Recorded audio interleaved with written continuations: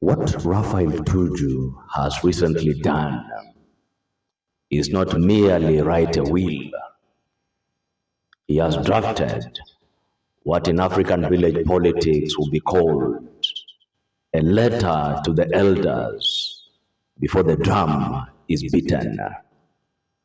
It is half warning, half theater, and half insurance policy. Yes, it is three halves, because African politics never obeys arithmetic.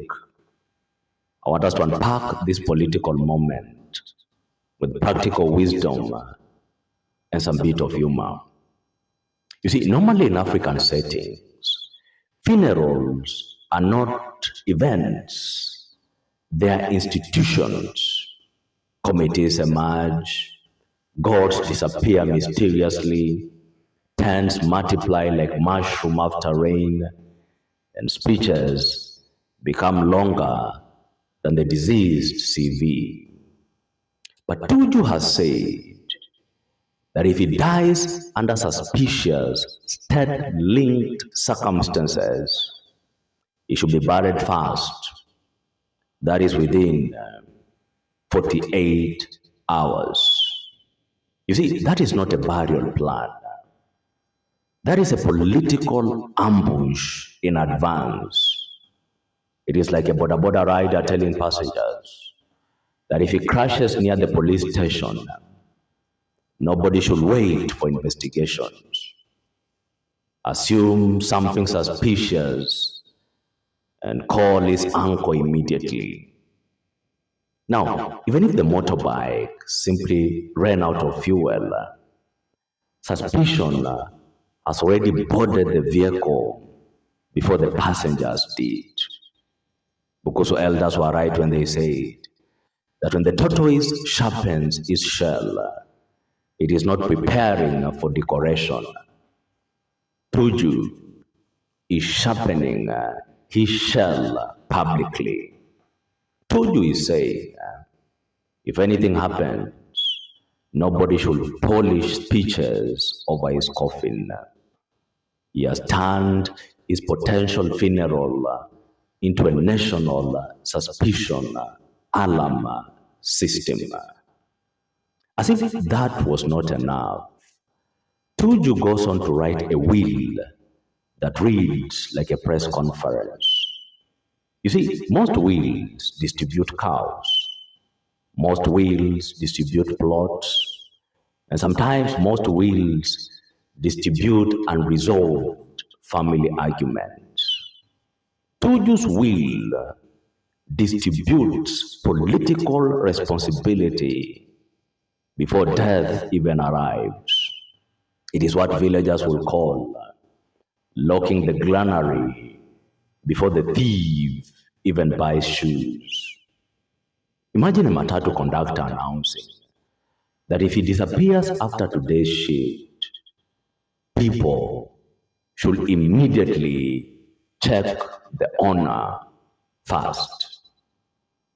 Even if he only traveled to Shags for Christmas, the owner will spend the whole week explaining himself. That is exactly what Tuju has done. He has ensured that any future accident involving him automatically arrives with the political narrator attached.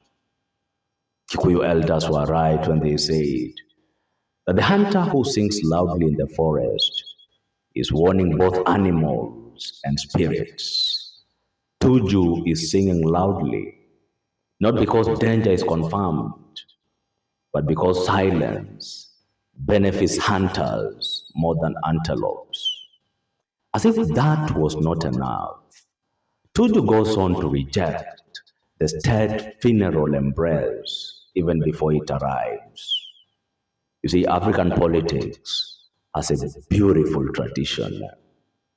Critics fight governments while alive, then governments praise them beautifully when they die. It is the political version of we disagreed professionally. Tuju has refused that script in advance. Tuju has basically said that if he leaves this world through suspicious circumstances, nobody should come with police bands and polished boots pretending they were classmates. It's like a landlord refusing to repair your leakage roof for 5 years, then arriving with umbrellas after the house collapses. Tuju is saying, keep your umbrellas. Because the elders were right when they said that the hyena cannot lead prayers for the gods.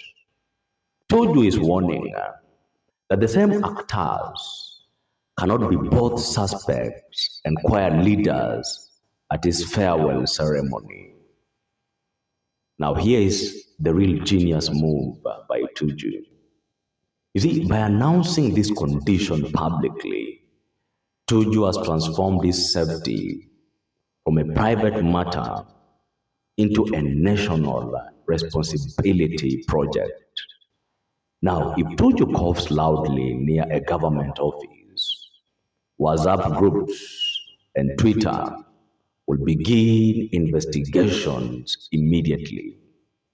This is political aikido. Instead of hiring 10 bodyguards, Tuju hired public suspicion.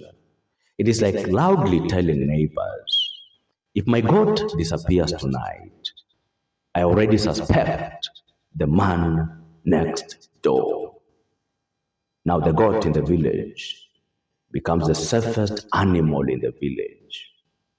You see, even thieves avoid drama. Be that as it may, what is the psychological chess move by Tuju? You see, this is checkmate before the game even starts. In African homestead strategy, elders say that the chicken that sleeps near the leopard must announce its wake-up time. Tuju has basically announced his wake-up time. He has ensured that any political misfortune touching him automatically becomes a national conversation instead of a private incident. You see, that is not fear. That is reputation insurance with witnesses. Tuju knows very well that governments dislike uncertainty more than they dislike opposition. By issuing this declaration, Tuju has created a scenario where if nothing happens to him, he looks cautious and wise. If something happens to him, suspicion becomes automatic. If the state praises him later, the state will look defensive. If the state ignores him, the state looks uneasy. That is what elders describe as closing the gate from both inside and outside. Either way, Tuju remains protected politically. The bottom line is, Raphael Tuju has not written a burial instruction. He has written a living security document disguised as a funeral request. As another proverb wisely says, the drum that announces danger early serves the dancer's ankles. By beating the drum early, Tuju has ensured that everyone is now dancing carefully around him. In short, this is not fear speaking by Tuju. This is strategy, political strategy, wearing funeral clothes. My name is Biketi. If it is your first time here, make sure to follow this channel and to subscribe for more political analysis.